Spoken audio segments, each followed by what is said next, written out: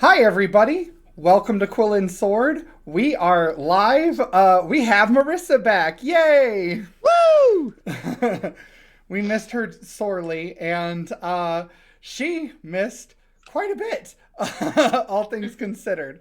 So, per our tradition, we're going to roll a die to see who's going to recap. But before that happens, announcements. Nathaniel, I know you got stuff. I've been talking about it at every session so far. My fantasy novel, um, Dreams of Fire. It is absolutely finalized. I say that, and I'll probably find another typo tomorrow. But it it is finalized, and both the print and ebook editions will be available on Amazon on June 1st.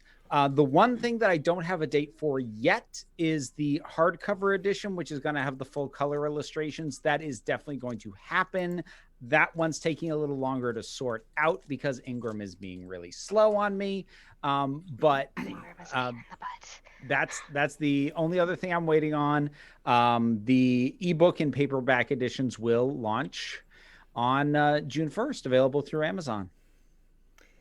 Oh my gosh, that's so exciting, and it's so close. Like, it's right around the corner, guys. So if y'all haven't, you need to pre-order this book. If you're watching this on YouTube, it'll be ordering time, but link will be in the description with Nathaniel's Amazon affiliate link, just so they can get a little bit of extra from it, so full disclosure. Also, shout out to Syrinscape. Usually I do it whenever I mess it up, but today we're going to do it at the start. So, Syrinscape, it's an awesome tool for GMs that lets you like add sound effects and music to your games, and it's super great. I love it. I think you would love it too if you run D&D games. It's a little bit of a learning curve, real talk. We learned that last week, but it's great nonetheless. Does anyone else have announcements? If no, then I'm going to roll the faded D6. I'm treating it as a D3 because Marissa wasn't here, so she doesn't have to go first to recap anything. It'd be hilarious if it landed on Marissa. Yeah. Well, It landed on Robin. Oh, okay. All right. And then kick it off.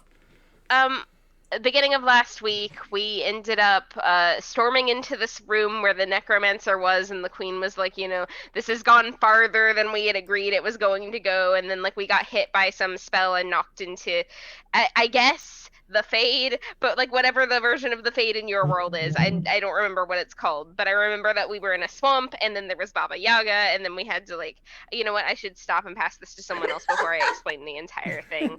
SENITA. So while in the swamp, we were forced to face our biggest fears. Some of us handle it more better, because that's how I speak English, than others. But eventually we were all able to conquer it, find our way out, and make a new friend in the process. And Nathaniel, you finish us off. And we reawoke and were swiftly captured.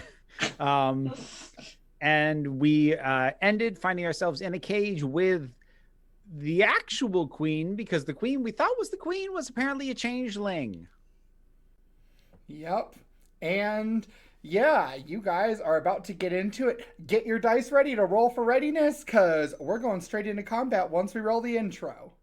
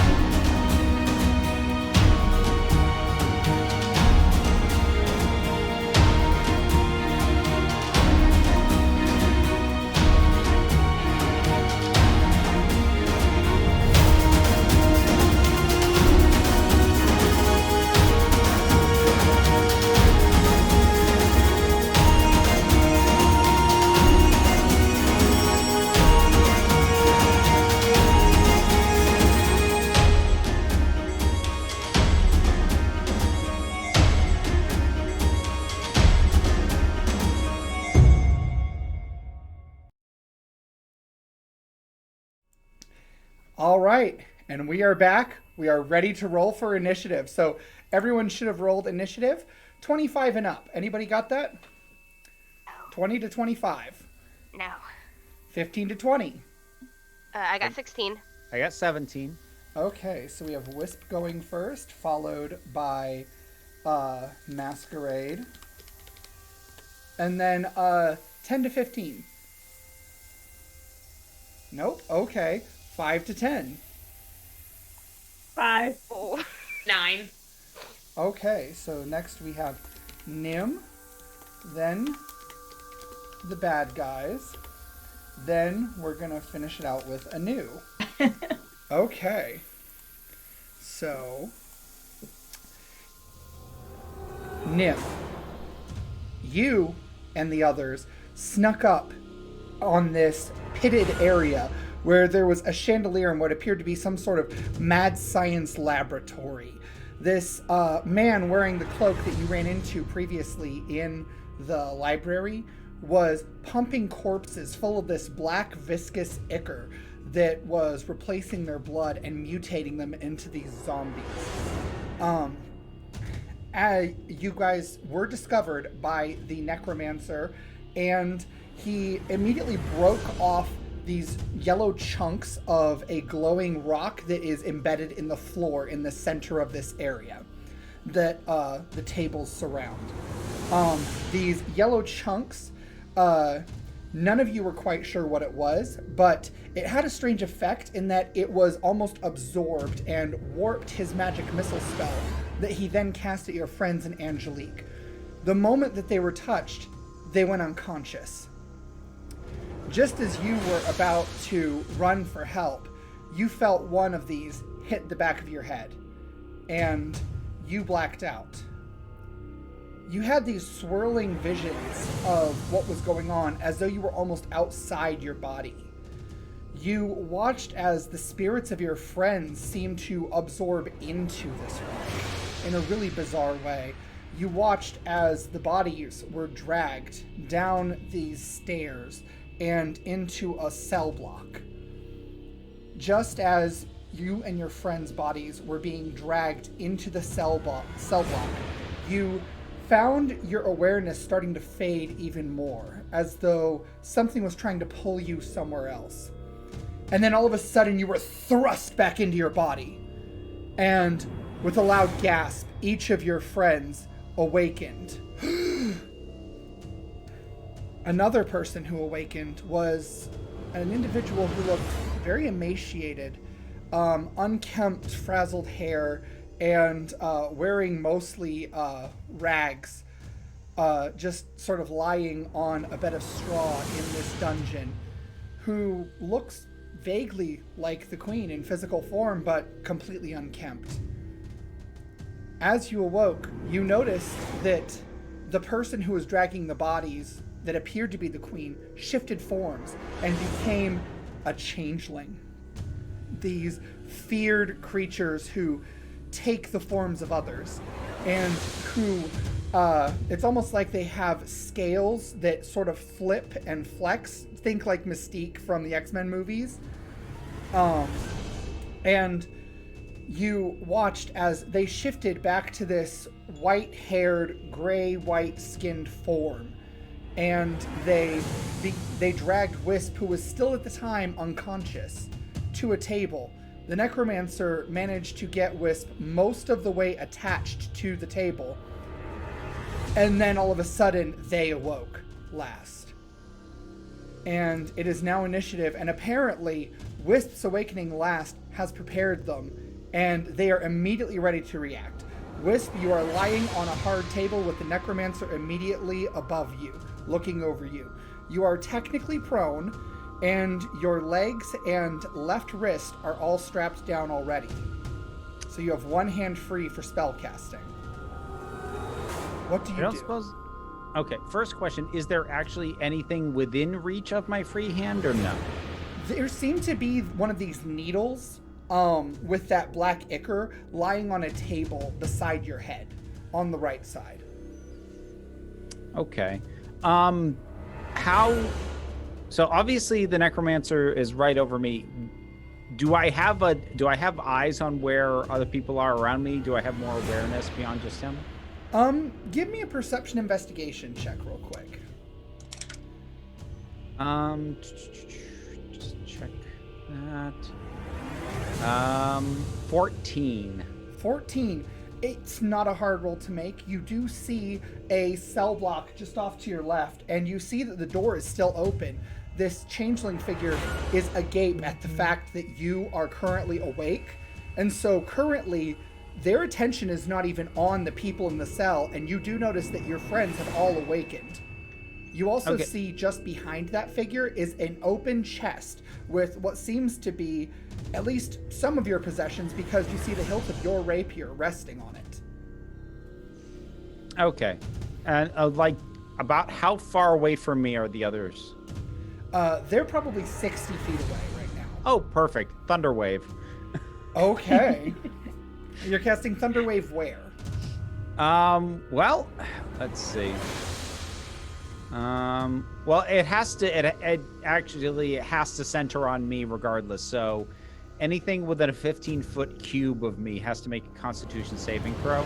Okay, so he's gonna make a Fortitude save, and he got a 2 + 3, so that's a 5. I presume a 5 does not make it. No, it does not. Okay, so explain how this manifests for you.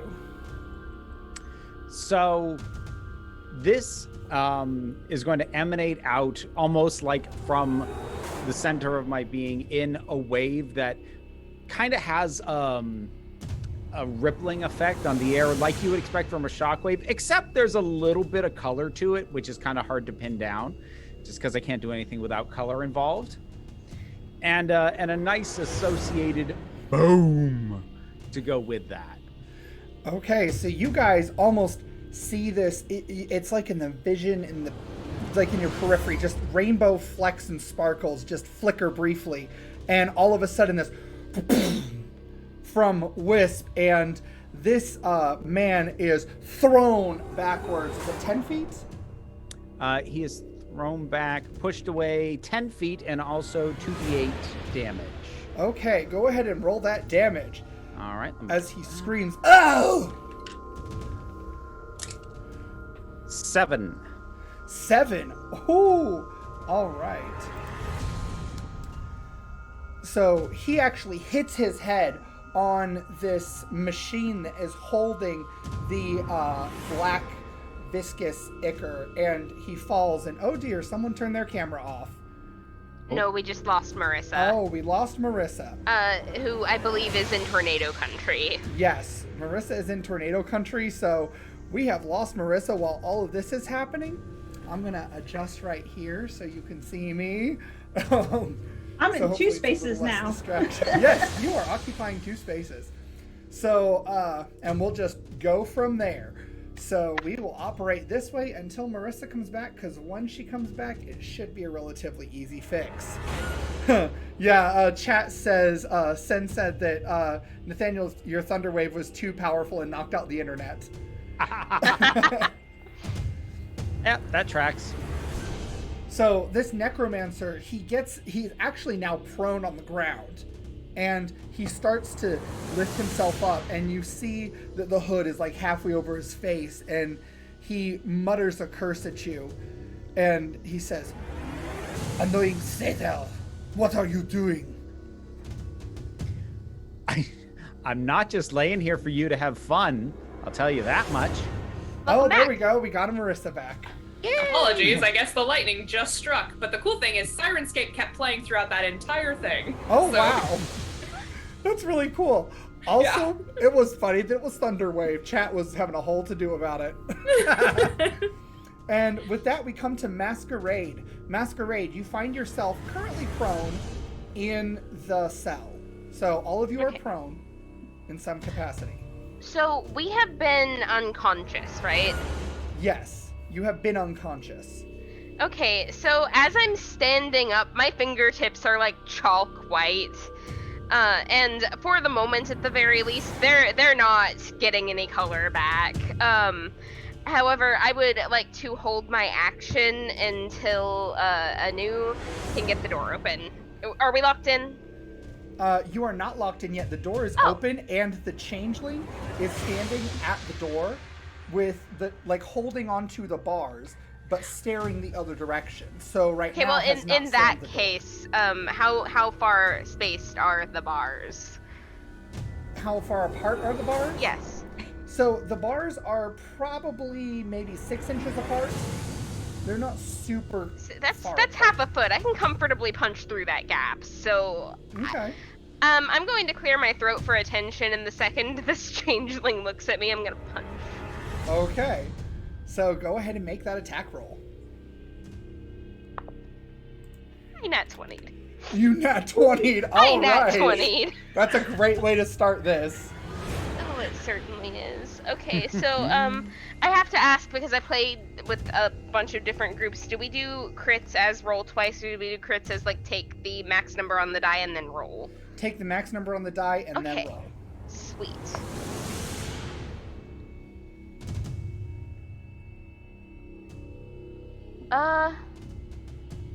Okay, so that's going to be 9 damage. 9 damage. Okay. So, you guys watch as Masquerade just almost gracefully, acrobatically tumble cartwheels to their feet and then just boom, and pops him right in the mouth. You feel teeth crunching as you hit the jaw. And we go to Nim. Okay, so I am also laying down, was unconscious in the cell. Mm-hmm. And I see all this. I would like to also, I feel really just empowered by seeing Masquerade do that, and I get real fired up sometimes, so I also want to do a punch and see how that goes. Okay. Because I feel like this individual has been hit once, and maybe it wouldn't be too hard for me to, I'm not a fighter per se, but... Mm-hmm. Yeah, go for it. Go for it. Okay.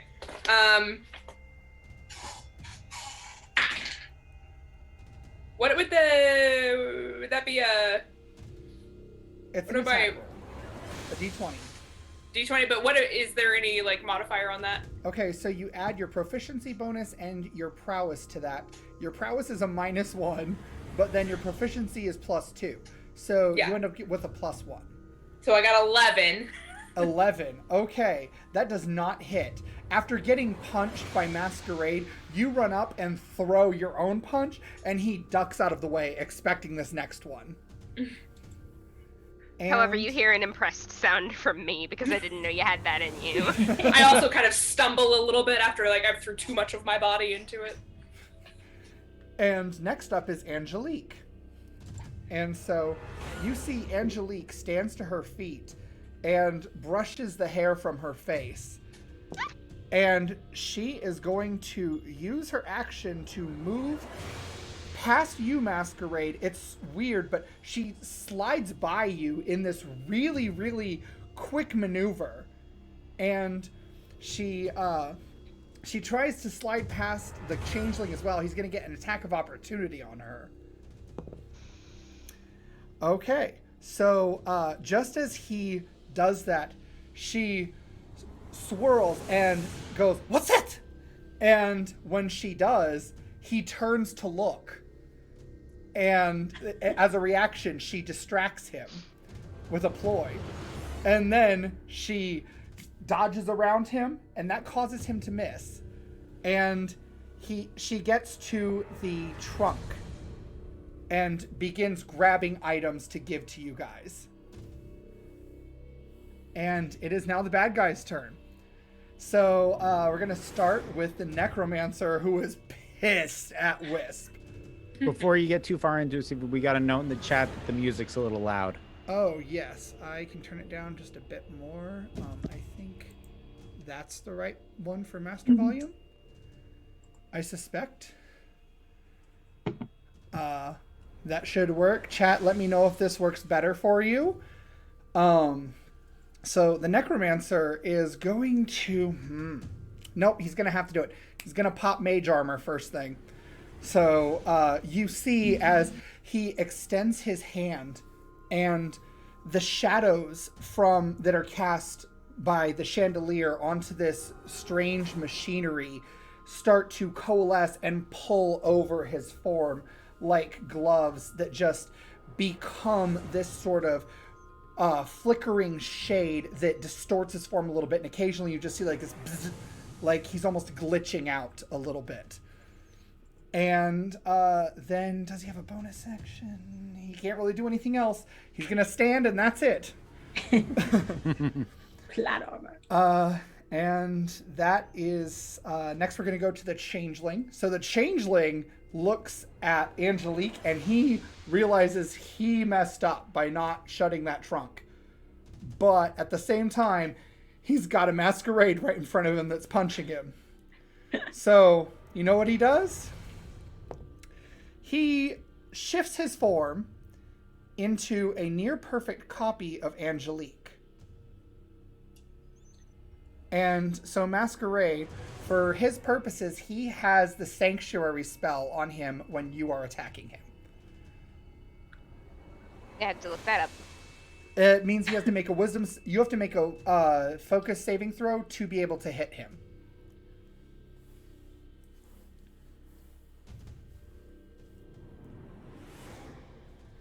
And that brings us to Anu. So, Anu, you are prone in the cell. You are right next to the queen. Is she awake? Hmm? The queen, is she awake? She's just coming to right now. Okay.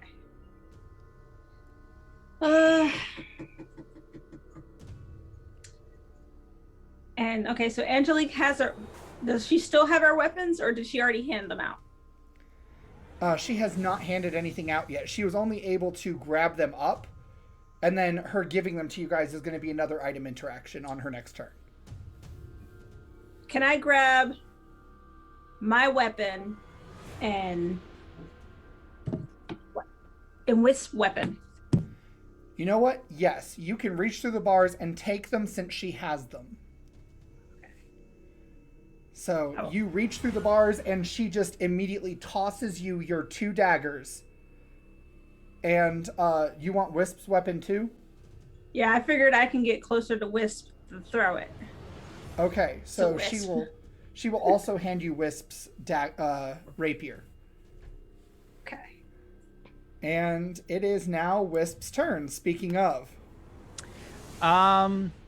so he's not close enough for me to reach him, and I'm still tied down. But you know what I can do? I could throw a little vicious mockery at him. You absolutely could. So he needs to make a focus save. That's a natural 15. Plus 3. Yep, no, he saves that. Okay. So what do you say to him nonetheless? I work in all colors. All you can do is black shadows. Boring. And when you guys hear Wisp finish this out, there's just this little chime of an echo as their voice carries on it. But the necromancer's eyes just envelop a shadow briefly as he flickers right when the sound waves would hit him. And it is Masquerade's turn. Okay.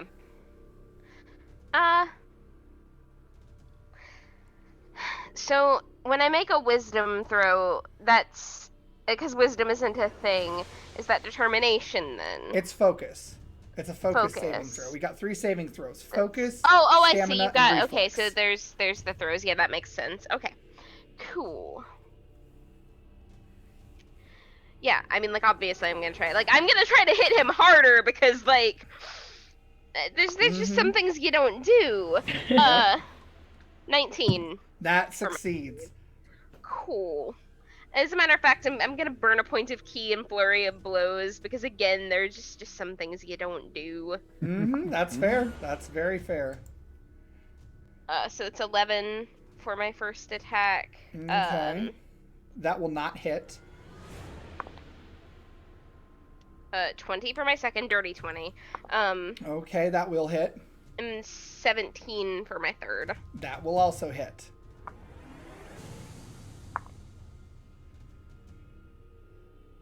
For a total of 10 damage. Total of 10 damage. Okay. The changeling is now looking pretty rough. Like, we might say they're bloodied. So, watch your space you're stealing. And it is Nim's turn. Okay. I have tried to use physicality, and Nim understands that is not her strength. Is there an oratory thing I can do at this moment? Is there... Most of your stuff is reactive, so when somebody does a thing, you can react to it. Okay. As an orator, you work sort of like a non-magical bard, except instead of using your bonus actions, you want your reactions.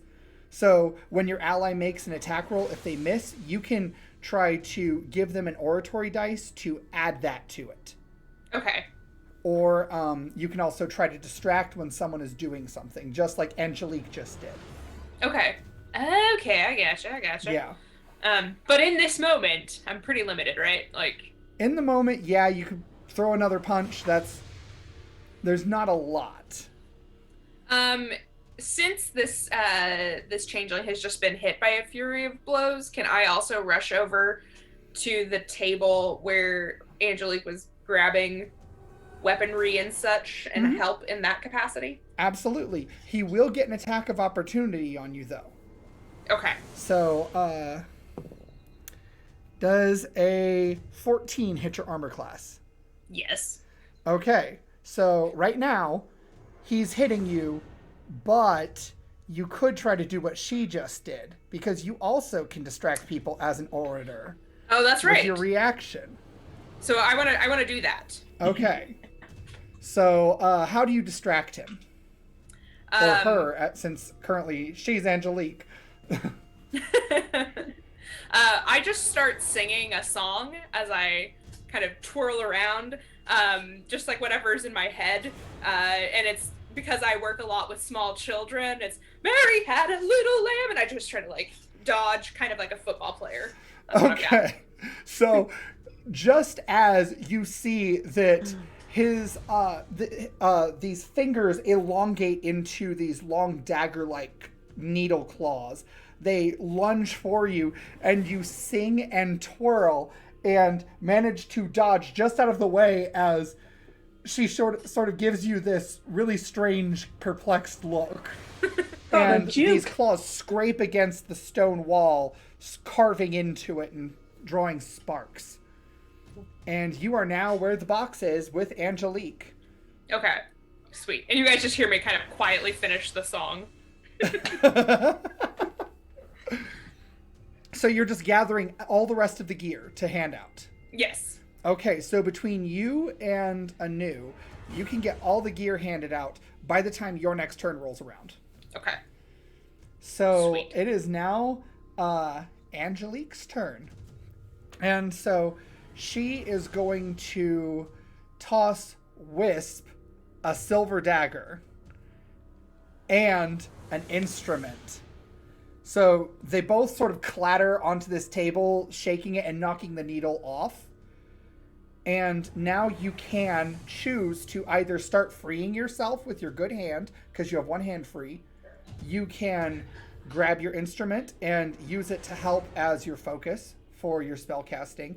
Or you can grab your dagger to defend yourself. It's your silver dagger.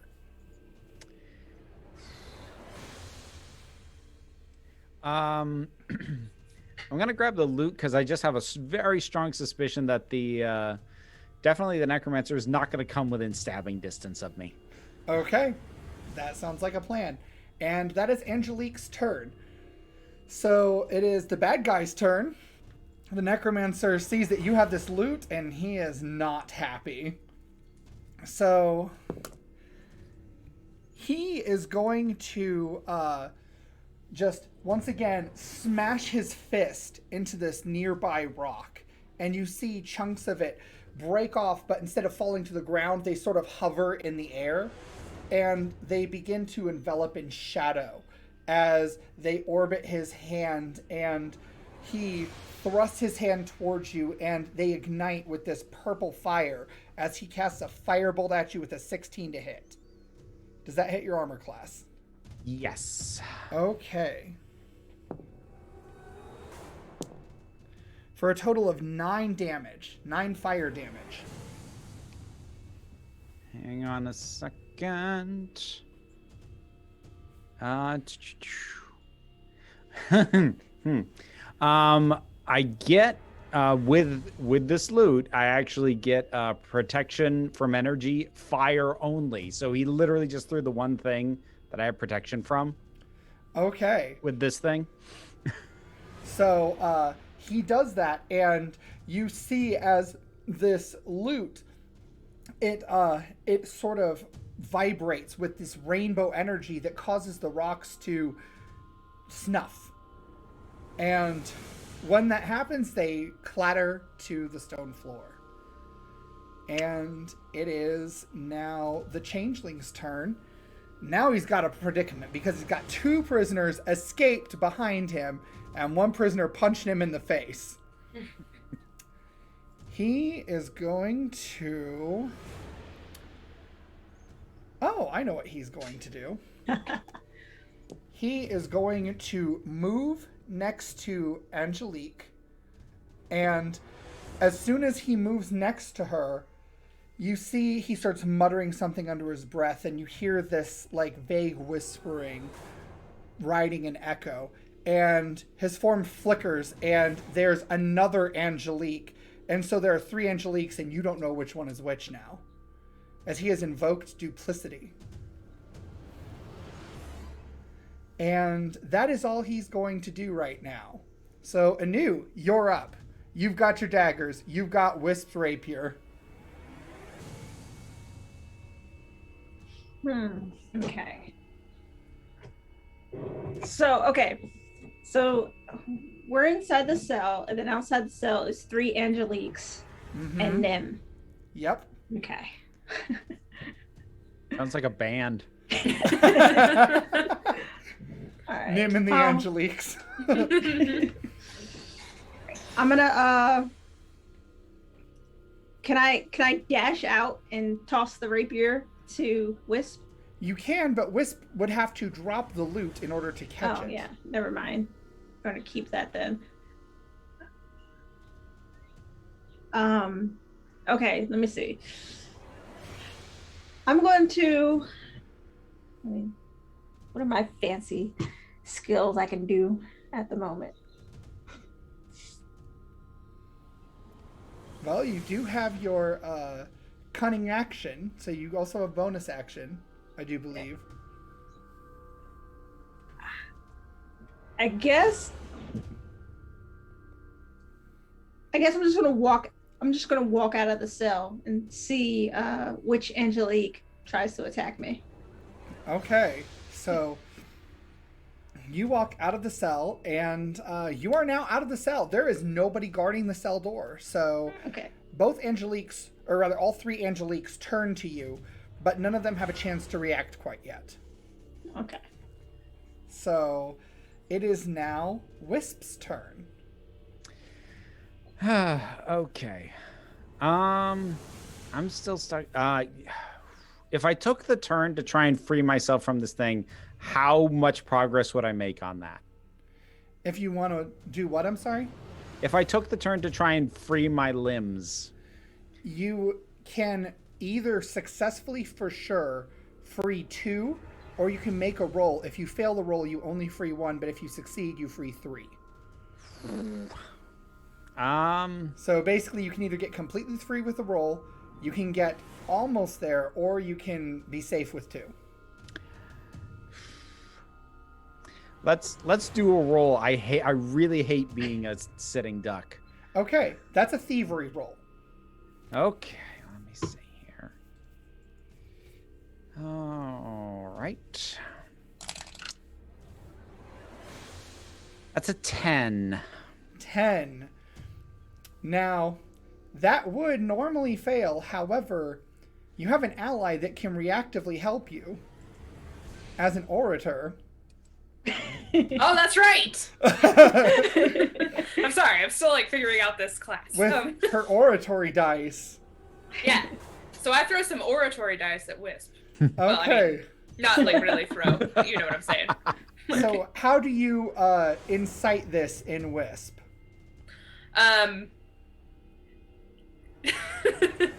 I just say, you can do it, Wisp. I believe in you. And Wisp, hearing this vote of such sincere, genuine confidence, it inspires you to take a D4 and add it to your roll. Okay. Come on. It adds 1. You know what? You needed an 11. So you managed to get all of your limbs free in one go. Nice. And I'm assuming that's all I can do right now? That is your action. Now you can move because you no longer are restrained to the table. Well, would grabbing the dagger that I had opted to not pick up before, would that count as a move or an action? I would let you just do it. It's Then, like drawing it. Yeah, I'm grabbing the dagger because it's within reach. Okay, so now you've got a dagger and a lute. Yes! All right.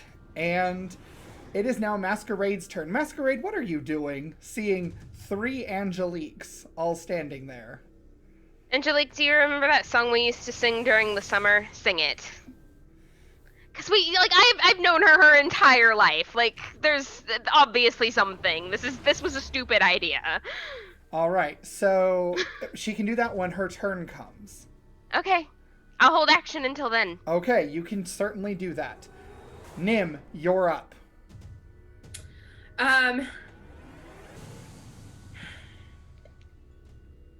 So at this point, I don't want to go for the necromancer, because that's terrifying.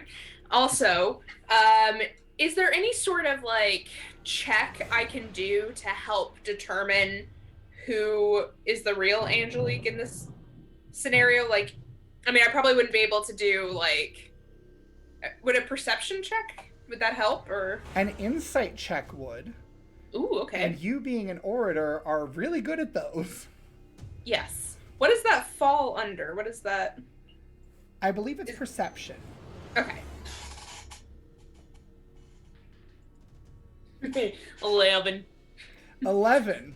Can't quite tell. You've got literally one on either side of you, and then another one standing sort of partway behind you. So you really can't discern which is which at the moment. Okay. It's just a so little too I ask a question. I'm like, what is 3 + 2? And then I realize that any of the Angeliques would know that one, and I'm like, oh no, I'm sorry. So. And it is now Angelique's turn. And oh, you are so lucky she gets to go before the bad guys.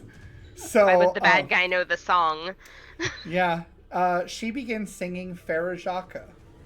Okay.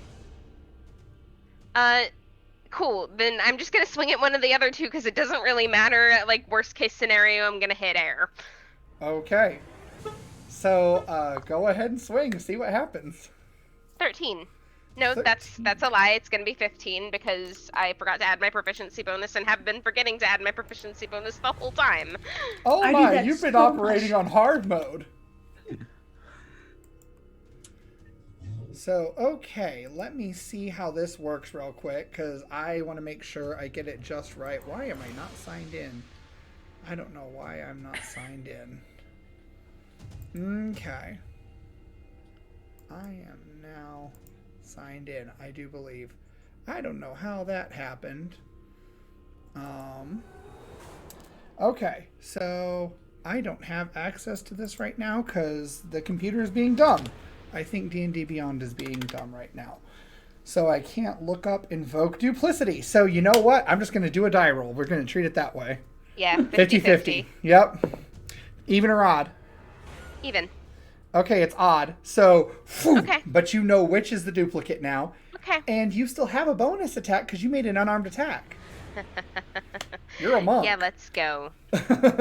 Other hand. You see one of the Angelique's eyes just get real wide, and it's almost gives you pause for a second because it reminds you of that time when she got caught stealing from the cookie jar in the kitchen. 22 total. 22. Okay. This enrages me. Like, you don't understand. I have a thing about this. Did you make your focus saving throw first for the sanctuary effect? I still have to do that even though I for sure know which one it is. All right. Because they are still in the form of Angelique. 18. Yeah, you're good. You're good. So you pop them in the mouth again. How much damage you do? Absolutely enraged. 7. 7. Oh man, she's looking rough. In fact, monk. You punch this false Angelique. It just seethes your blood that this is so. And when you do, you feel another crack, and the Angelique falls to the floor, and you see these like feathered scales just flip over and convert once again. And while not unconscious, you see a fairly masculine form just sort of shake his head and hair and sort of rights his jaw. And you see the jaw looks broken, and then just with this almost putty-like crack sets the jaw back. Wildly unimpressed, sir. Well, can't say the same for you, I suppose. And when he speaks, you hear it's almost like 4 or 5 different tones all imposed on each other. So that, like, this voice is very able to fluctuate in weird ways. And it is now, Nim's turn, yeah. Or did I lose track? No, that was Angelique's turn, wasn't it? Yeah. Well, yeah, so it was Angelique, and then she held the action. Yeah. It's the necromancer's necromancer's turn. And then you held turn. your action too, right? Nim, you held your action too? No, I mean, I did an insight check, but... Oh, right. Yeah, you're right. Okay, so it is now his turn. He's going to try to... You see as the body of this figure moves in a very unnatural, almost contortionist sort of way as he flicks up and tries to hammer Masquerade with his feet. And that is a total of 13 versus your armor class.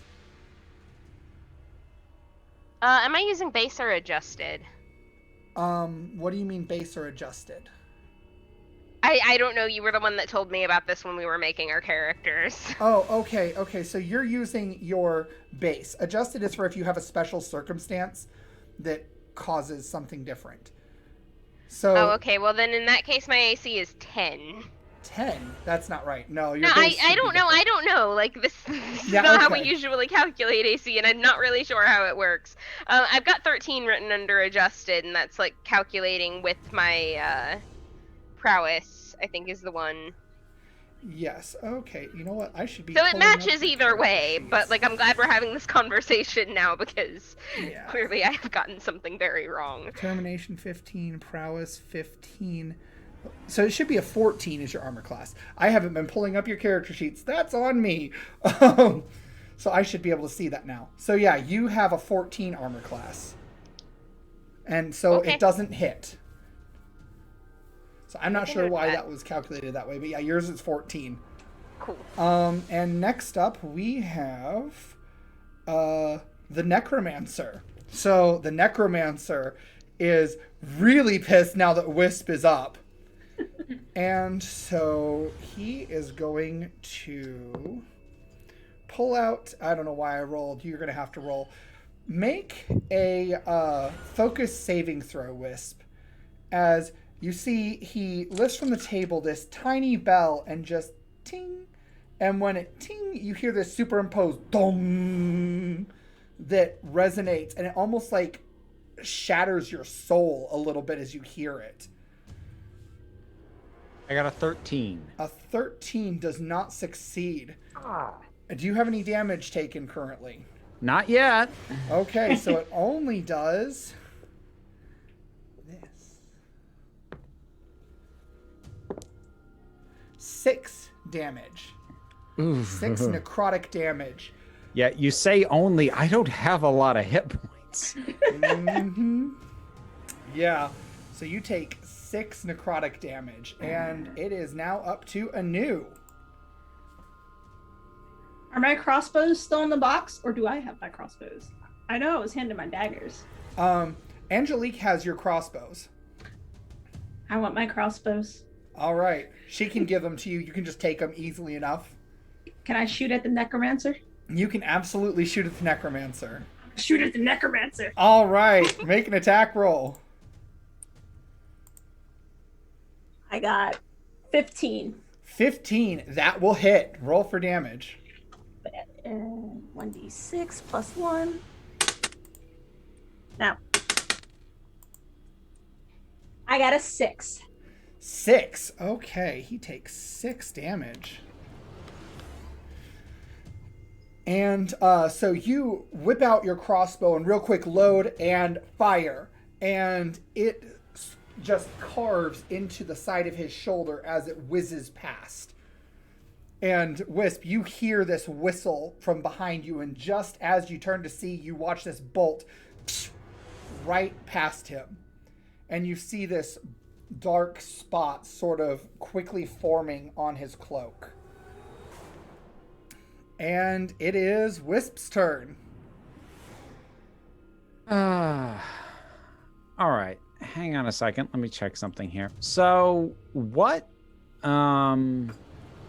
how far away physically is the necromancer from me? 10 feet. 10 feet. All right. Let me check something real quick. I have an idea. Okay.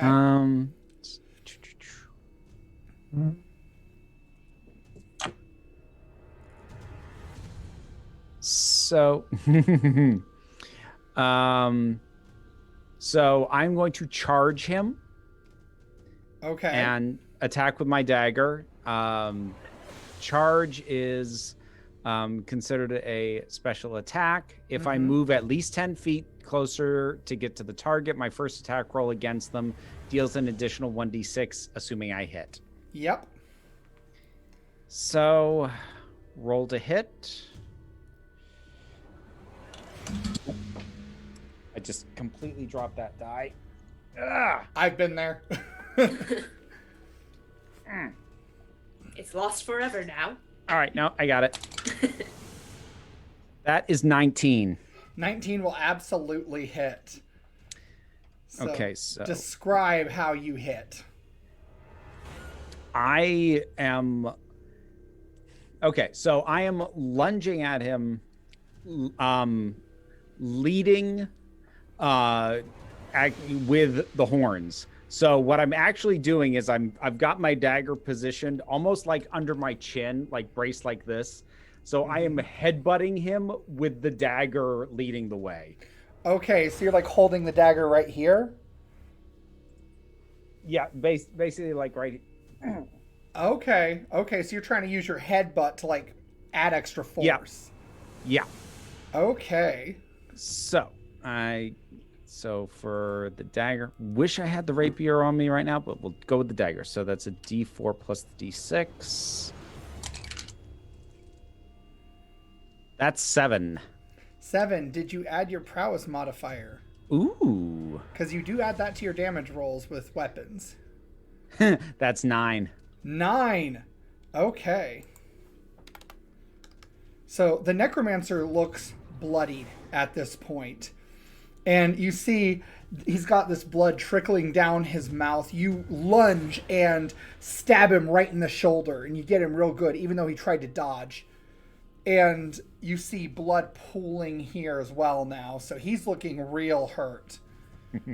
And it is Masquerade's turn. Masquerade, what are you doing, sir? I mean, I'm like seriously about to kick this guy in the face again, but like, I'm gonna get in a little bit closer and say like very quietly, like the behavior like this is exactly the reason they fear us, and then I'm gonna hit him. Okay. 14? 14 will hit. Woo. It's exactly what you need to hit. 6 damage. 6. How do you want to do this? Grab him by the face and bash the head off the flagstones. Like, Okay, are you pulling the punch or are you trying to kill? I gotta make a bonobo roll. Oh no, I'm definitely trying to kill this guy. Like, you don't steal my charge's face and then expect to live. Okay, so you take this changeling by the hair and start bashing into the flagstones, and you guys see this blood smear start just painting the wall.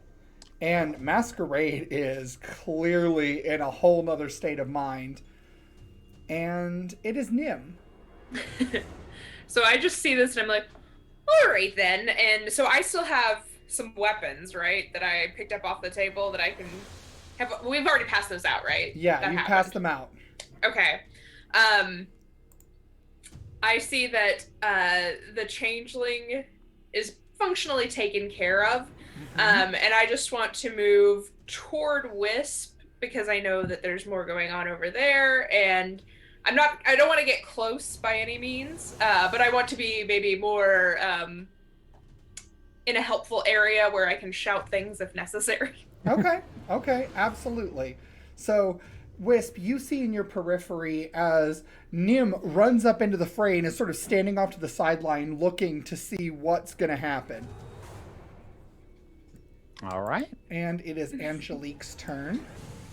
And she is going to grab this knife that has been holstered on the changeling, and she pulls it out of its sheath. And she runs toward where Nim and Wisp are fighting the necromancer, and she throws it. Oh, come on, girl. That is a 17 on the die, which means she hit. Nice. And so she says, I am sick of people stealing my face. And she throws the dagger. And that is a Nerdarchy 4. Because the Nerdarchy symbol's in the middle, so they're all Nerdarchy ones. But that is a 4, so she does 4 plus 2 for 6 damage. Oh. proud of you. And it is now going to be the bad guy's turn, and it is the necromancer's turn. So he grabs one of these needles, and he just goes, fuck it all, I don't care! And he takes the needle, and he plunges it into his chest, and begins chanting and whispering, and you feel the lights in the room dim. And these bladed spider-type legs burst in blood and skin from his sides as you hear crunching bones, and his body starts to contort and like rip to being longer, and his face starts pulling away as it splits open, and you see these rows of teeth start appearing inside. And this armor, this black armor, starts all along his back as the clothes are just shredding apart. And you guys are now standing before another Crom spawn. Nope. We are screwed. And so, you guys are now facing a bigger boss. So, go ahead and we are going to anew, because this transformation takes his whole turn. Okay, right, and the other one is dead. Awesome. Yep. You're right over there, Mystique? Mystique, wow. That's right. Oh, I'm fine. Okay, that's good. Wes, I'm guessing you wanted your rapier. Yes, please. I'm going to toss the rapier at the wisp. Okay, so Wisp, you can just catch it. So you now have Thank your you. rapier. Thank you. I'll sheathe the dagger and work with that. Actually, I'll like stick the loot on my belt, and so I'm armed in each hand.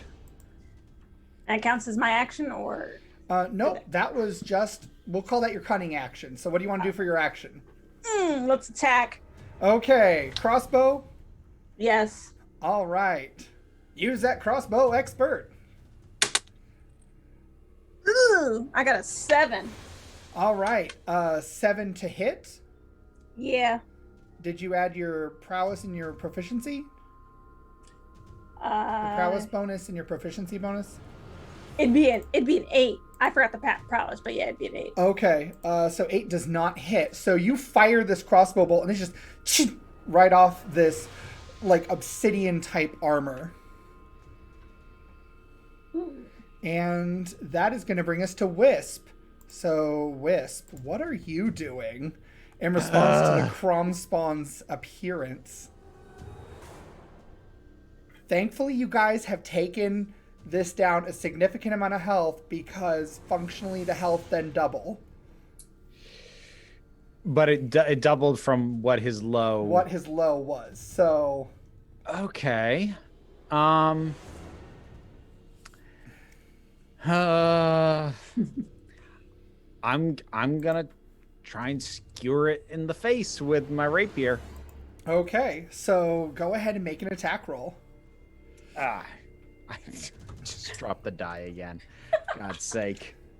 It really rolled away this time. Grabbing another one.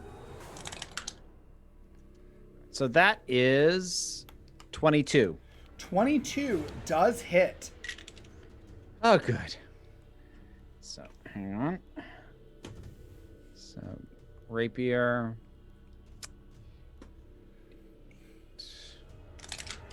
So that's 7 damage. 7 damage. Okay. And describe what you do when you run in and strike this Crom Spawn. First of all, I scream, "No, not fuck it all, fuck you." And I'm going right for the eye. There is no more eye. There's no more eye? No more eyes. He I has am a going mouth. I am going for where an eye would be. Okay. God damn it. So you lunge for these petal-like mouth flaps and lunge it in, and this black ichor just trickles down your silver blade. And you do see that thankfully the silver has been effective as the wound starts silverizing a little bit. And it is now Masquerade's turn. Masquerade, what are you doing while Wisp is up front and center with this thing? Help. You know, yeah, the gentlemanly thing to do would be to get right up in there and, like, also risk being attacked. Like, you have no idea how tempted I am to stand back and fire bolts, but I'll get in there and throw a punch. Okay. Solidarity. No, I have a point of inspiration. We start every session with a point of inspiration. Yes, we so do. Let's re-roll that. Let's not natural 3 this time. Okay. 15. 15 total? Yes. That is not going to hit. However, Angelique then shouts, "Go fill some mouth!" and add a d4. 17? 17 still doesn't hit, but you feel empowered as you hear her voice and you follow her direction, and it should have hit, but his skin now is much harder than you expected, and trying to avoid these needle teeth that are inside, it's just too much at once. That is an insane AC. Okay, yeah, we might actually be screwed. It is Can now I just say, Nim's turn. I went and retrieved my lost die. It had rolled a nat 20 just over on the other side of the room. Oh, don't you hate it when that happens? Yeah. So I feel really emboldened, I think is the word, because I saw Angelique throw a knife And I feel like, you know what, maybe I was just getting warmed up with that punch that I missed, and maybe now is the time that I can throw my knife at this creature, because I don't want to get up close. Yep. So I'm going to try that. Okay, so you add 1 to that. Whatever you roll. 14? 14 does not hit. And she has used all her oratory dice, so she can't even help you with that. Yeah. I don't want to use my luck for that, per se. I mean, I lost the knife already. So, It is I guess. now her turn, Angelique's turn. She's going to run for another of those needles. And she's going to try to stab it with a needle. With the injector. And she got a natural 17, which puts it at 19, which hits for 1 + 1. So 2 Good job. damage. It's better than I did. So she takes this needle and just jams it in between these armor plates. And it doesn't seem to do anything immediately, but she looks around like, And it is now the bad guy's turn. I love this girl so much. I just want to say that. So because both Masquerade and Wisp are engaged with it, as is Angelique. Masquerade, you're 1 and 2. Wisp, you're 3 and 4. Angelique is 5 and 6. Yeah, let's see how stupid 4. you're feeling right now. So that is going to be Wisp. So, Wisp, I need you to make a stamina saving throw. Oh, I don't like the sound of that. 16. 16. You succeeded. So these barbed black vines just shoot from the back of the throat and start whipping, trying to grab onto you. And as you just pirouette and spin and dodge, they can't quite grab a hold of you to drag you into the mouth. Question. Yes. Would you count that as a melee attack? I would count that as a melee attack. Because I get a riposte. Okay. So, let's see. I'm going to roll to hit. Come on. Ah, dang it.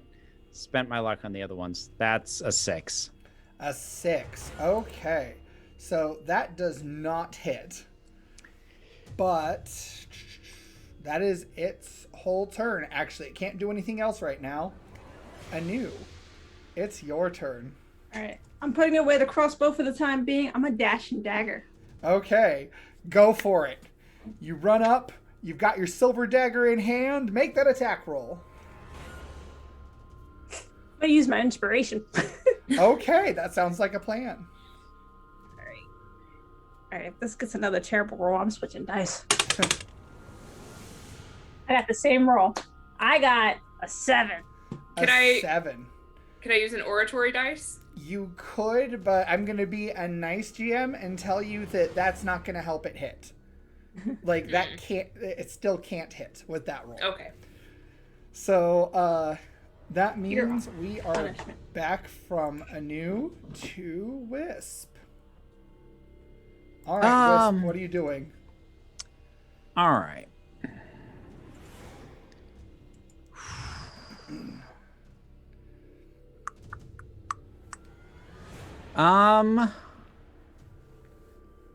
I am going to cast Earth Tremor. Earth Tremor. Ooh. So what does that do?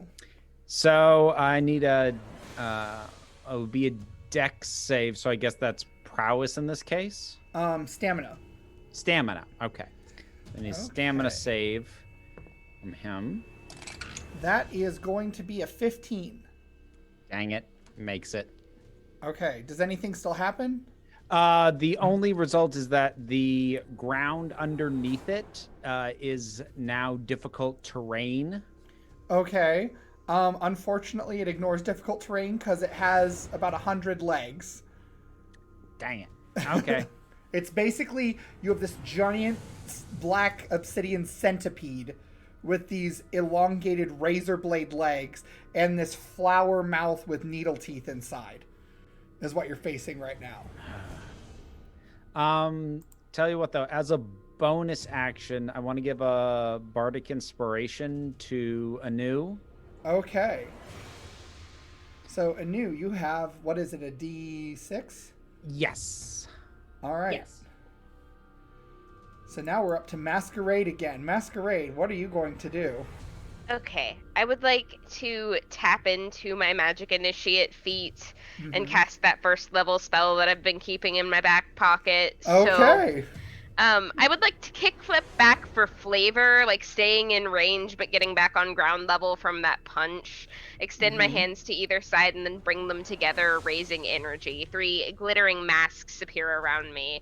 1 with an expression of joy, 1 of sorrow, and 1 of rage, and then send them flying at the Crom spawn. So that's magic missile for 12 force damage. Okay. So, how do you want to kill this thing? Oh my god. Like, just the power sinks into this carapaced body, and like light flares through like the gaps in the armor, and I just want to blow it up. Okay, so you guys watch as this obsidian hide begins cracking and crackling as this mystical shimmering light begins hitting out of it, almost like erupting out of it. And the thing explodes, and for a brief moment, all of you are blinded with these rainbow lights. And all of a sudden, you feel this... And when you open your eyes, you see a huge pile of wet ash just slowly sinking and melting into this black ichor puddle that's covered a lot of the floor. Cheers. I'm sorry, I'm laughing because this is water. What? We love It's fine, toasting it's water. water here. Mm-hmm. Well, I've got That's pop. so good. Oh, and Steven, I meant to say, well, when I do the bardic inspiration, the way I do that is I catch Anu's eye and wink. Oh, of course. That's how I inspire. Of course. That's so good. So you guys are now in this eerily silent area. Now, go ahead and give me perception investigation checks, and I'll tell you all what you notice. Perception. That's a nat 18. 1. A nat 1. Oh. There's my 16. perception. I got 18. 18. What did you get, Robin? 16. 16. I'm got a just 7. I'm just so busy thinking about how I'm going to interpret this in a dance in future that like I just don't notice shit. So we're gonna start with Wisp. Wisp, as you're just thinking about how to interpret this into a dance, the combat works pretty well. Oh, there's that metallic table again. Your reflections there. Ooh, you look good. For Anu next. Anu, you notice that this wet ash is still melting, and it seems to be disappearing into this black ichor. And for just the briefest of moments, you hear in the back of your head just this of a familiar old lady's laugh that you met in the wild recently. Was it? Oh, is that Baba Yaga? Bargain fulfilled. Masquerade. You notice this stench of death, even fresh death, is permeating your nostrils, and you turn to see where you had that mage tied up. He now has his throat slit, and there's just blood all down his front. I really wanted to do that myself. But, I mean, I don't disapprove. And Nim, because you got the highest of the perception investigation rolls, you notice a book on the table that was next to one of these tables that you can put somebody down on. There's like a side table, and it has a book on it which is opened up. Mm-hmm. I walk right over there, and I take a look-see. All right, you look, and you see a diagram of humanoid anatomy, and it has magical runes and symbols interposed that are associated with different key points in the body, which, if you call Masquerade over to help, you can pretty quickly learn are energy points in the body that monks will often discipline to be able to access their energy and potential. And you also see descriptions for how to warp and shape and move these places. This is a necromancy tome. Ooh. Okay. I call everybody over, and I'm like, What? well, this is out of my expertise. As you know, I do not do necromancy. I actually work with orphans. So if any of you have ever, seen before a book like this one, is anybody, familiar with this? I'm not calling anyone a necromancer or anything like that. I just want to know. I'm not mad. I'm not going to be disappointed. It's okay. I understand some of this, and then I'll explain the key bits. Would potential knowledge of this, would that be Arcana? Yes, that would. Can I do a check on that? Absolutely. That's an 8. An 8. Okay, so you recognize it as necromancy, but this is really high-level, complicated stuff. Whoever was doing this has been doing it for a while, and they're also very clearly beyond the bounds of what is considered legal levels of practicing magic, even if necromancy were legal anywhere. So you can at least recognize that much. Well, tell you this much, that's not a book you want to be caught with on your person. What happened to us? And you turn to see the queen, the real queen, sort of holding her head and staggering into the main area, bare feet cut up from probably walking on this rough floor with broken shards and everything on it. Will take my cloak off and just sort of set it down so that she doesn't get more cut up than she already is. Who are you? Yeah. Masquerade, I serve. I don't remember my Duke's last name. Insert here. Because Masquerade would remember my Duke's last name. I will introduce Angelique, sort of go around, naming everybody.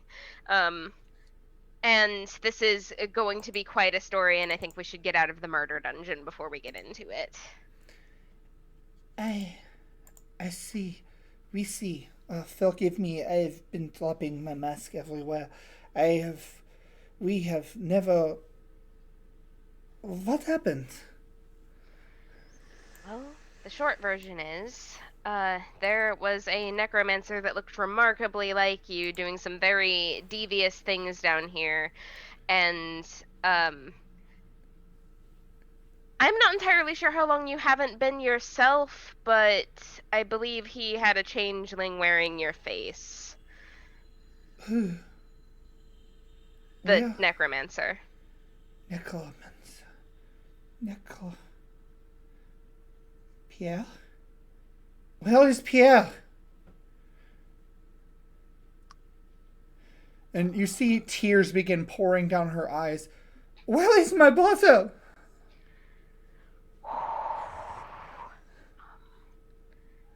What happened? Okay. I just say, oh dear. I command one of you to tell me at once, where is my brother? He plunged a needle into his chest and became a giant spider creature, and we had to remove him. I am very sorry for your loss. And she breaks down and falls to her knees and just sobbing. Can I like take a knee and like join her on the ground and like just hand on shoulder, not like getting in her space entirely, but like just offering comfort. And then if she Yeah. seems like she's okay with that, like I'll go as far as to hug if she seems like she wants it, but I'm not gonna like get in her space because you don't get in the queen's space. Right. No, she seems to accept it Okay. and just continues sobbing. And, oh, forgive us. Forgive us. I never meant for. We never meant for it to come to this. Never. No, of course not. You must understand he was not bad. Not at first. He could not control it, and they wanted to kill him. They were going to have him killed. I don't think that anyone ever means for it to come to this, and when people don't have a proper support system, sometimes these things happen, and it was not your fault. He told me he accepted her offer, and I knew this was coming from then on. I knew it. I told her I would take his place, and she wouldn't have it. I don't know. It wasn't yours to pay. But it was. He was not the only mage in the family. And the bed on the carpet was mine. And she begins sobbing again. Just continuing to dispense with the comfort, because for some things there are no words, and I definitely don't have any for that. Once they found it, he told them it was his, and it could have been, but he could control himself, and I could not. And she just begins sobbing and like plunges her face into your chest if you allow her. Oh, absolutely.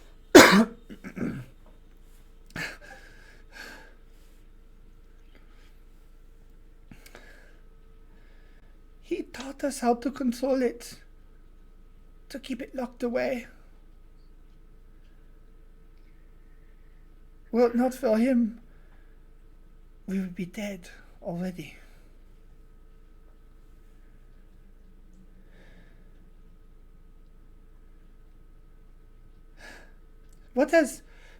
Forgive us. And she rises. What have the jester and the heiress of Wylde what did you say your profession is? And she looks at Nim.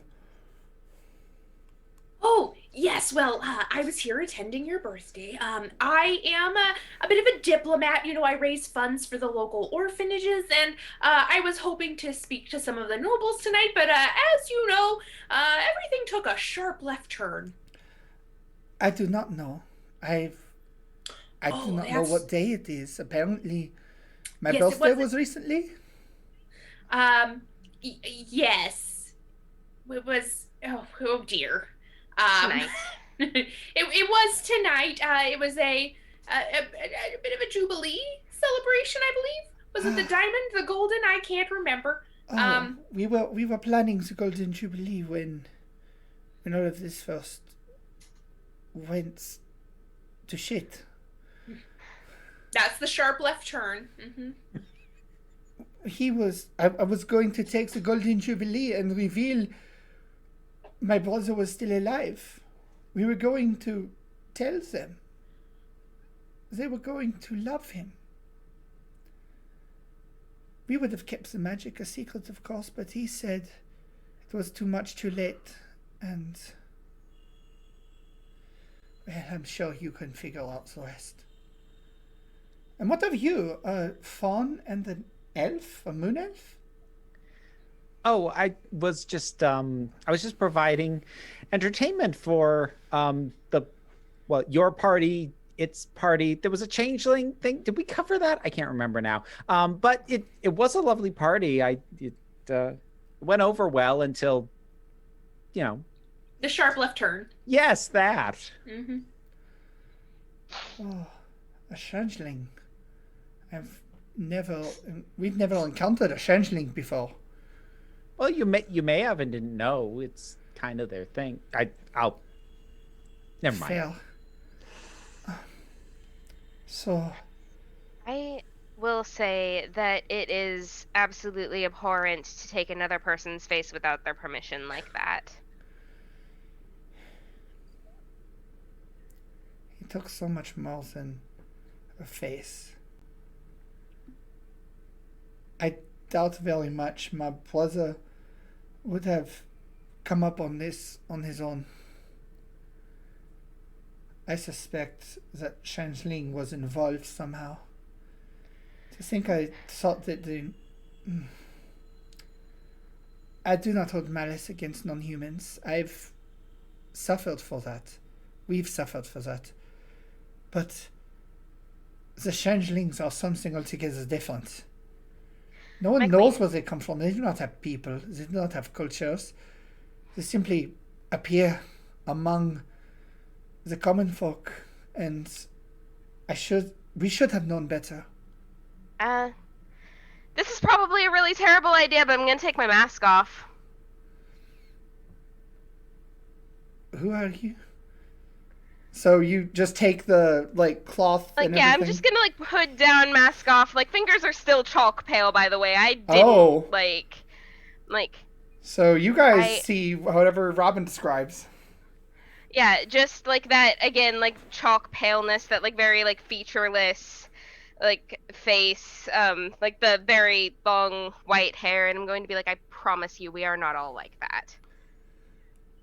Okay, so Nim sees this happen, and because Nim is a bit of a follower of fitter inner, has had to be in order to survive, decides that if Masquerade can be honest, Nim can be honest too. So you see Nim grow about a foot taller, and her face kind of goes chalky white, her hair in the bun kind of turns into a big white bun, and she says, "No, some of us are working for bigger things." I'm visibly surprised by this. I didn't fuck you at all. I'm immediately going to turn to look at Anu and be like, are you two or what? No, I'm full elf here. Full elf. But our people are whoever accepts us. That's why I take care of the kids. If there are orphans that are changelings and need help, I'm there for them. And if one of us is going to do something like this, then we hold them accountable, and I will glance at the corpse on the floor. Mm-hmm. I see. We see. Forgive me. There's nothing to forgive. We've never... This entire affair has... Have you ever questioned all that you knew? No. All that you held to be true? Those you loved, those you despised, those you feared? Yeah, one time. That was a wild night. I came into the world that way. I just nod.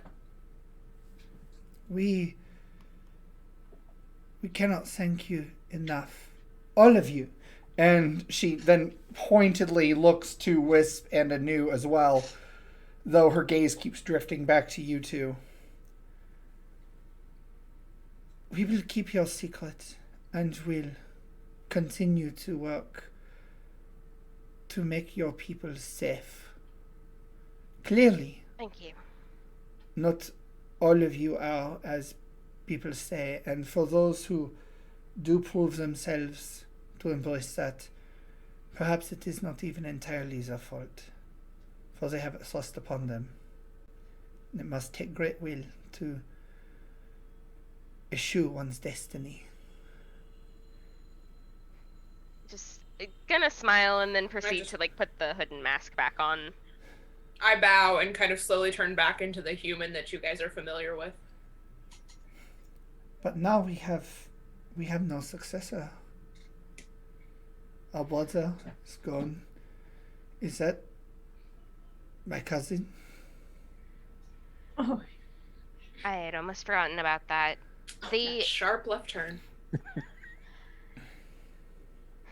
I will gesture to the elf that we had bound to the chair, and I'll be like, that one was performing mind control, and that is how that happened. We see. But yes.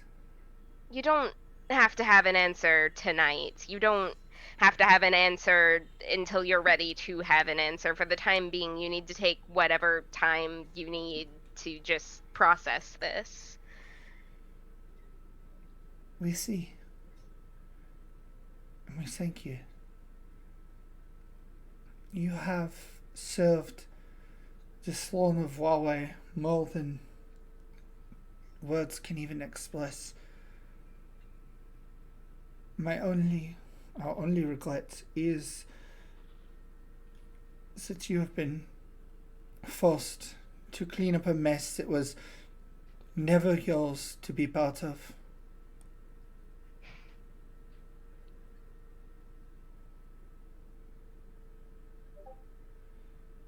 Thank you. You are quite welcome. Merci to all of you. You will always be able to find an audience so long as we possess the throne. Perhaps one of you knows how to get out of here and where here is. Yes. Who do you trust? Who can we get to come attend you in this trying time? I do not know who to trust at this point. Perhaps we can trust our bodyguard.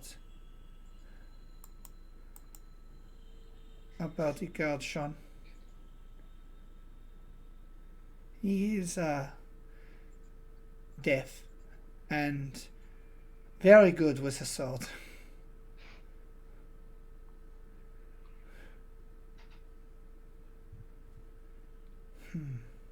Okay, so who remembers how to get out of the murder basement?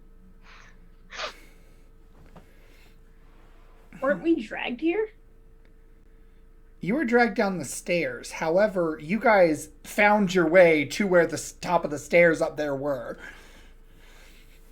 It was through the secret passages. You get the sense the queen doesn't even know she's still underneath her own palace. All right. So the like, do we have clear line of sight to like just getting back on the path to get out of here? Yeah, you guys can very easily make your way out of the secret passages and back into the palace. Before we do a quick case of the room, just Absolutely. what else might be sitting around? Yep, absolutely. Go ahead and give me a perception investigation roll to anyone that wants to do that. Proficient in that, someone could go ahead and contribute. 18. Also 18. Okay. That's 15. I got another 3. Oh boy. No.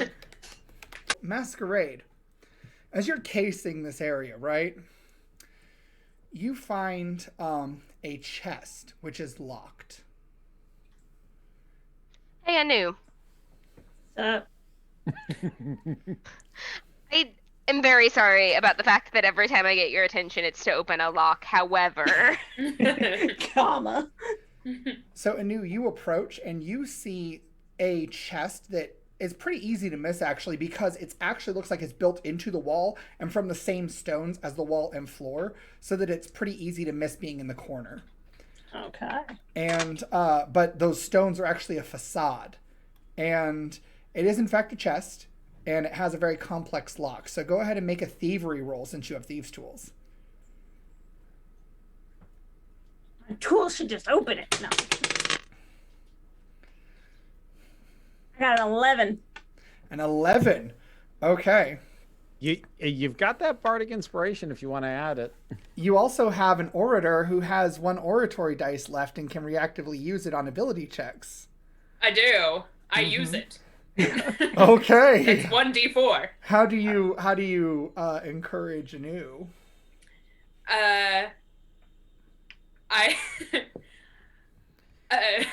Anu, I knew you can do it. Anu can do it. Anu can do it. Just over and over and over. Add a d4, Anu. 1. Well, if you want to use the bardic inspiration, that's a d6. Go for it. Let's go for it. Because right now it's not succeeding. All right. 6. Oh, that will do it. So, between Wisps winking at you, because it's like with Nim cheering you on like this, you're like, I believe in myself. And then Wisp did wink at you. Okay, you really got to live up to Wisp's wink. So, and you pick that lock and it clicks open. And inside you see what looks like a small rod about the size of a dagger. It's a metal rod. And it has 2 segments to it, so it looks like it twists. And you can just feel there's some sort of like magical or mystical mechanical nature to this. Can I twist it? Okay, when you twist it, and it extends into a pike that collapses when you twist at the hilt again. Ooh, fancy. You also managed to find a stash of 100 gold pieces.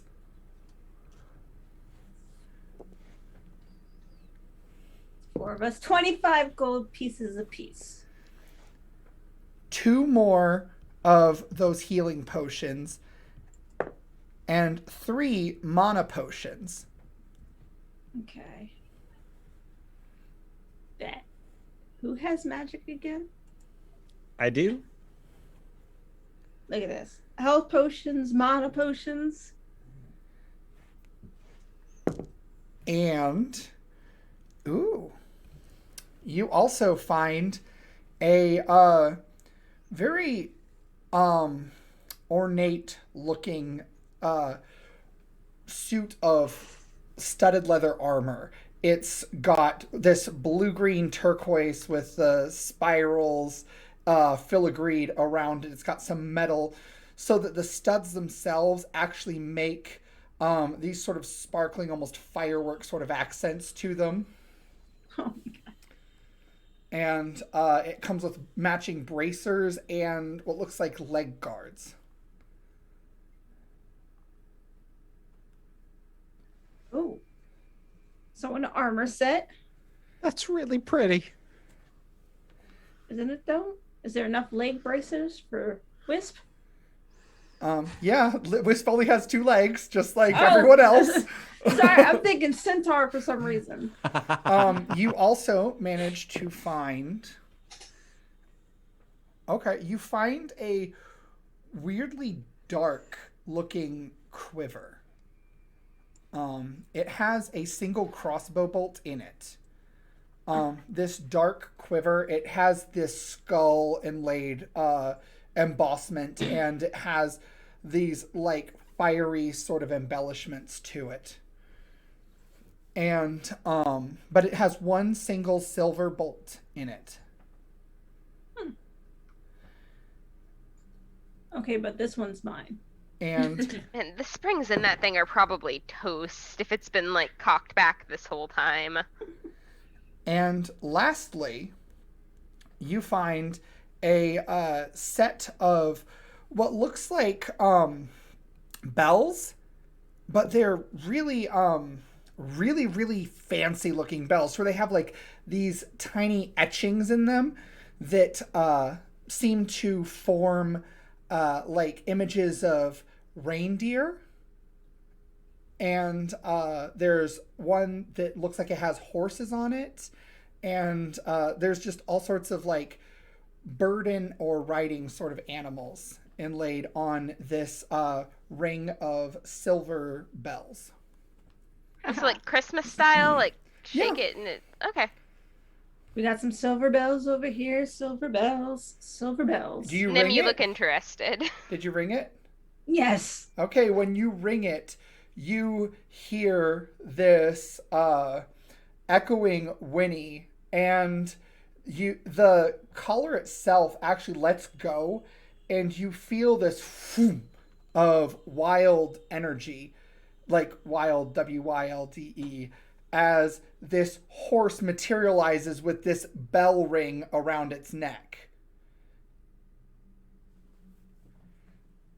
Oh, And you now have a Clydesdale horse just down here in the basement.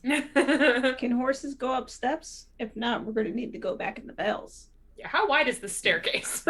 When you say that, the horse looks at you with this almost knowing glance. And this horse is like a midnight black with this beautiful silvery white mane and tail. And the horse looks at you and meets your eyes and then just... and it's back to just a ring of bells. Oh, okay. A friend. All right. Well, that's a neat trick. And that's all you find in this treasure trove. Rad. Oh. So who wants the magical extending staff? I think that might actually be the only thing in that chest that I can use. That goes for you. I'm going to hand the whatever you said. Okay, so Masquerade, you get a collapsing pike. A pike. That's It the is word. it is a silvered pike, so it is considered magical for the purpose of dealing damage, Excellent. and it can collapse into this very tiny form. It is technically a magic weapon. However, it will collapse and uncollapse even if in an anti-magic zone. Ooh. Okay. I'm going to just stick that up in my head into one of the tails, Okay. and then I can just pull it out from there. So as to not appear armed. Okay. I'm going to give Wisp the armor. Okay. Wisp, you have a set of glamored studded leather armor. It does not have the plus to it, but instead, this is specifically a dancer's set of glamored studded leather armor, which means that when you take your dancing feature at 3rd level, you will still be able to get your benefit as though you weren't wearing armor and add it to this. Nice. I adjust the quiver around my back. Okay. And All right. shall we rock, paper, scissors for the bells? Because that horse Nim was hasn't gotten phenomenal. anything yet. Oh, right. Nim. Bells. And she looked Jacob? keenly interested when this came up in the first place. They're bells that summon friends. They are. So you actually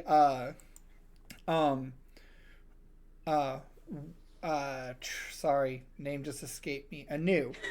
Your when you pull this bolt to examine it, you realize there's one bolt still in the quiver. Oh. And you have this bolt in your hands. So you have a never empty quiver. They are silvered, so they are considered magical for the purposes of dealing damage. But the quiver just always has one bolt in it. That is glorious.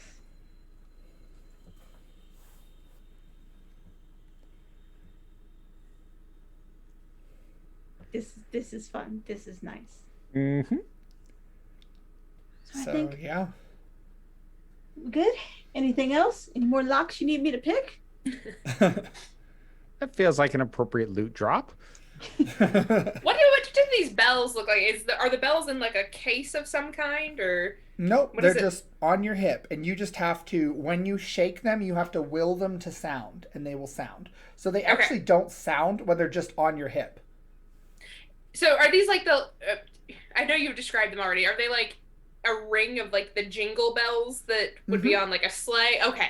Yeah. I was imagining like church lady with handbells, and I was like, how am I going to carry these things? Nope. It's just like a little ring. It's actually goes around your fist. It almost looks like a fist weapon sized jingle bells. And when it summons the horse, it just expands and grows as the horse fills it out. Okay, that's awesome. Yep, so you can cast Find Steed with those bells. I know you said steed, but in my mind I heard find Steve, and that's the horse's name now. The horse's name is Steve. Excellent. It was a fine steed indeed. And you guys have pretty thoroughly cleared this room at this point. You are pretty well aware you've found everything there is to find down here. The only remnants of things you could find would be like if you want to take a set of alchemist tools, you could find those.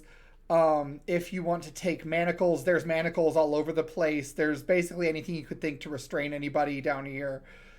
Always a smart idea to have manacles. I was thinking monocle for some reason. No, there are not monocles because those are fancy, and this is not a fancy place right now. It's not that kind of party you'd have with these. Yet.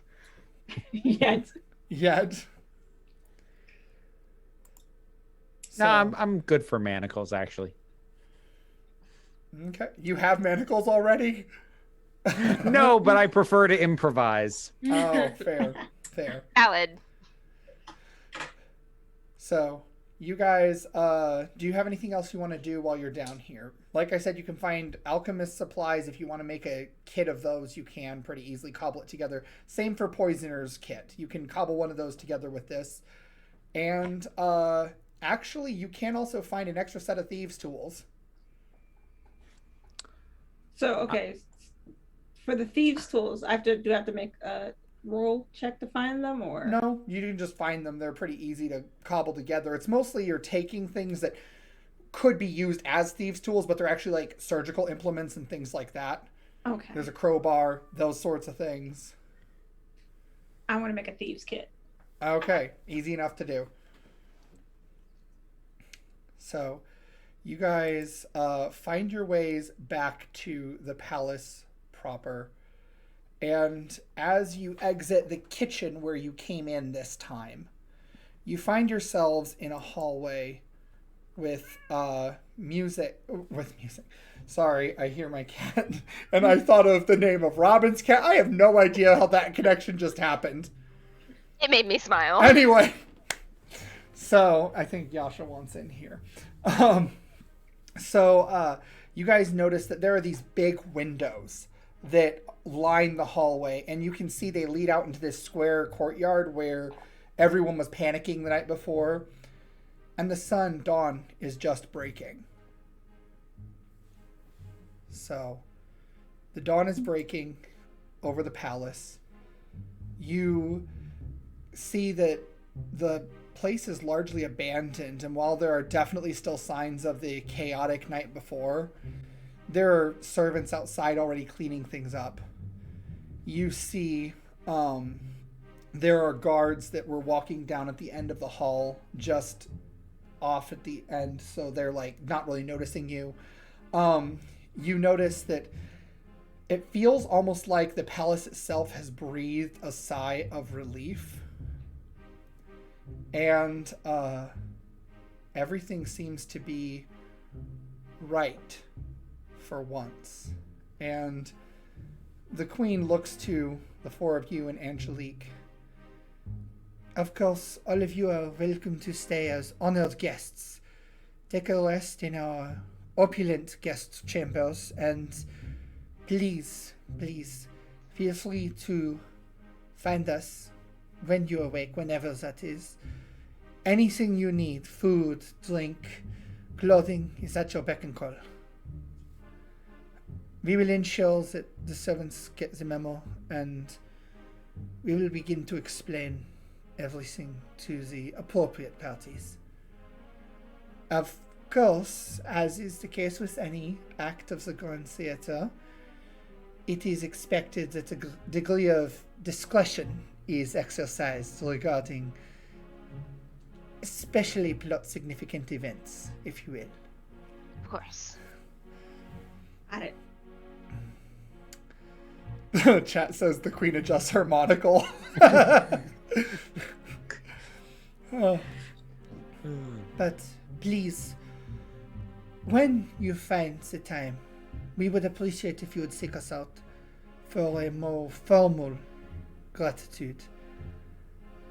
And perhaps the potential for more influence in our great nation. If that is agreeable to all of you. And she pointedly looks at Wisp and Anu once again and says, and we do mean all of you. Do a very deep and gracious bow. Follow. And perhaps as a sort of forewarning as to what you may be able to think about in your rest, we were hoping that your band would be willing to stick together and perhaps perform more sensitive tasks for the crown this long in service. And such an elite group would of course need an elite name, but we will not pressure you on that matter, for we will ask you when you come to us again. And thus, we bid you adieu, a fond rest. And we thank you from the very deepest parts of our soul for your incredible acts of service, confidence, and genuine patriotism is perhaps not the best word. Perhaps goodwill is better.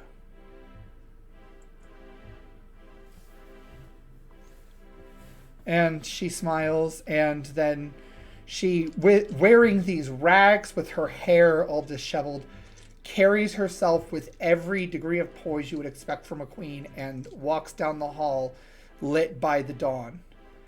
You guys are left casting long shadows in this crimson carpeted hallway with the pink dawn before you, left to find your chambers or a servant who can lead you there. And so, for once, we will close our evening session without the threats of murder, death, and dismemberment. That we Instead, know have of. an easy breath. So, thank you all. I hope you had a good time. Thank you in the chat for watching. And next time we meet, we'll have an audience with the Queen and perhaps see if our players can come up with a name for themselves as we continue Quill and Sword. Once again, please check out Nathaniel's novel. It is releasing on June 1st. It's amazing. I have been reading it. It's so good. I've already been through it once. I'm reading it again because it's that good. So y'all need to buy this because it's really good. It's a fun electropunk fairy fantasy story. It's awesome. And thanks to Syrinscape once again. We did great on that. We had other technical difficulties, but we're great on that. So we're learning. Until next time, everybody, as always, whether it's on the page or at the table, tell your story your way. Bye.